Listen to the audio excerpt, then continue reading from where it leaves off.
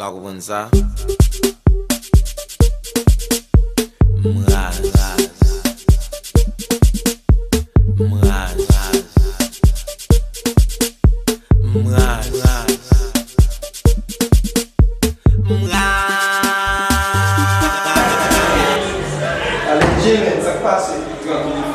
Bon, ça coûte que je dis à toi, mon père. Vai, vai, pas mettre dans ce tout. Pas des points, pas mettre dans Monsieur, bon, c'est un cas, bon, c'est un. Madame Madame.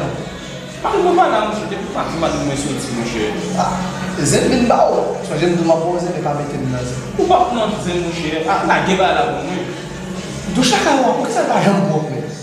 Eu vou dar com ele abrir lá no cara, o chaka vai jambo pouco. Mais comment on fait qu'on est, mais? Ah, mais não vai passar, não vem vale. O chaka vai jambo pouco do chaka. É meu que vai problème. Não vai te pagar não tudo. Non, même. C'est à faire du côté où nous toujours plein. Aí vai te botar mon cher. Même cas do ça. Eh bien, on a les pas dire ça, vous ne va pas. Comment fait qu'après na kawa pas jambo aqui? Mais quand on sortit à formation là, O que é essa?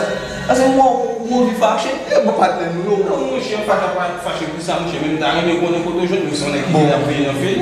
Ok, se me dá uma coisa bacana. Depois eu vou Mais 10 minutes, mon cher, on met 10 minutes, m'a prendre. Pode augmenter o piloto para o para ser segundo, ser semaine. Mon cher, et zem de Bilbao, son jeune loup, pas mettre dans un mal, les papas. Chérie!